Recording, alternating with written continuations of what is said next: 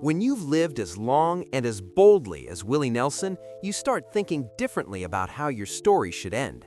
Now at 92, the country icon is opening up about his funeral in a way only Willie can. Honest, reflective, surprisingly direct. But what's catching people off guard isn't just how he wants to be remembered, it's who he's made clear he doesn't want there when that day comes. These choices aren't fueled by bitterness or headlines, they're rooted in something much deeper. And as Willie explains his reasoning, it offers a revealing glimpse into the values that have guided him his entire life. Before we dive in, take a second to like this video, subscribe, and comment below if you think legends should have the final say in how they're remembered. Willie Nelson's story begins in Abbott, Texas, on April 29, 1933, or maybe just before midnight the day before. A late-night paperwork mix-up at the hospital left his exact birth moment forever unclear. Instead of worrying about it, Willie did what he's always done. He turned it into a celebration and made his birthday a two-day event every year. He was born to Myle and Ira Nelson, two teenagers trying to survive during the Great Depression. Money was tight. His father bounced around Texas looking for mechanic work, while his mother was often left alone, overwhelmed and isolated. When work dried up, the fallback was cotton picking, long, brutal days in the fields. Even as a child, Willie understood what that life meant, and he knew he didn't want it. Music became more than a hobby, it became his escape plan. Heartbreak arrived early. His parents divorced when he was still an infant, and not long after that, his mother left entirely. Willie and his sister Bobby were sent to live with their paternal grandparents. As painful as that separation was, it changed his life forever. His grandparents became his foundation. They encouraged him to sing in church, nurtured his creativity, and gave him the greatest gift he would ever receive, his first guitar, along with sheet music to teach himself how to play. Willie once recalled his first time on stage. He was 5 or 6 years old, dressed in a spotless white sailor suit with red trim, nervously reciting a poem. Mid-performance, he picked his nose, triggered a nosebleed, and ruined the outfit. Awkward, messy, unforgettable. An early sign that the stage would always be where his life unfolded, flaws and all. Around that same time, tragedy struck again. His grandfather, a blacksmith with a powerful singing voice and even bigger presence, died suddenly of pneumonia. He was only 6. It was his first real encounter with death, and it cut deep. Still, Willie never saw himself as unlucky. He believed he'd already received something priceless, the guitar his grandfather had given him. If this story is hitting you already, like the video and comment below.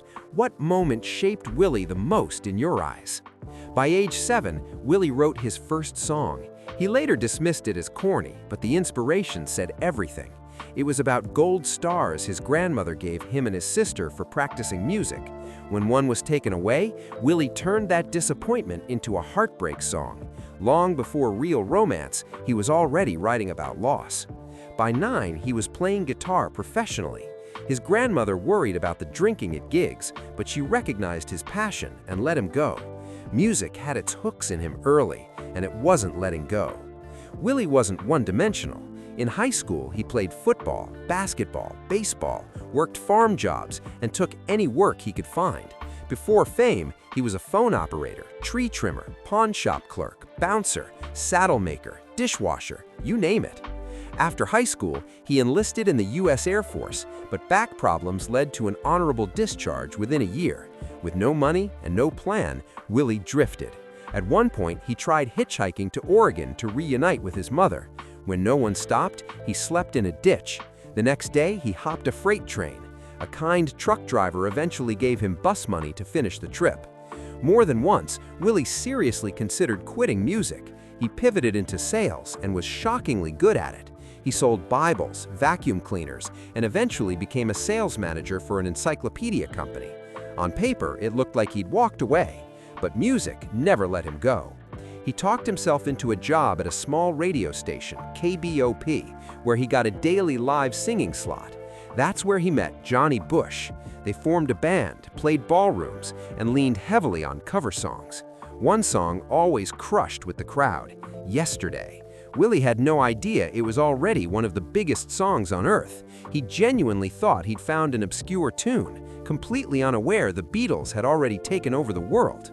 Years later, he made the same mistake again, discovering Julio Iglesias long after he was already famous. Willie had a talent for spotting stars, just slightly too late. His breakthrough didn't come as a singer, it came as a songwriter. When Farron Young recorded Hello Walls, doors finally opened. Soon, artists like Roy Orbison, Patsy Cline, and others were recording Willie's songs. And then came Crazy. However the song reached Patsy Cline, whether Willie stayed hidden in the car or played it late at night, it became legendary. When Patsy finally recorded it, she nailed the final take in one pass, cementing both their legacies. As Willie's career grew, so did the pressure. A house fire destroyed everything he owned. Nashville boxed him in creatively. In 1972, he did the unthinkable, bought out his contract, retired, and left for Texas. That retirement sparked the most important chapter of his life. Austin changed everything. He dropped the polish, embraced grit, and finally sounded like himself. Shotgun Willie cleared his throat. Red-Headed Stranger made him a star at 42. Outlaw country was born, alongside artists like Waylon Jennings. If you're still with me, subscribe now, because this next part explains why Willie's funeral rules matter so much. Health scares followed him for decades: collapsed lungs, carpal tunnel surgery, emphysema, pneumonia, COVID at nearly 90 years old.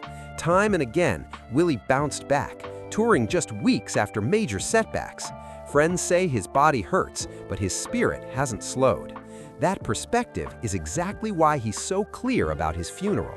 Willie believes a funeral should be honest, quiet, personal, not a spectacle.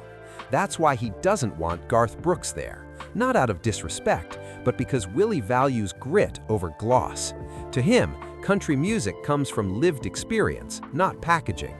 Kid Rock made the list for a different reason. Too loud, too performative.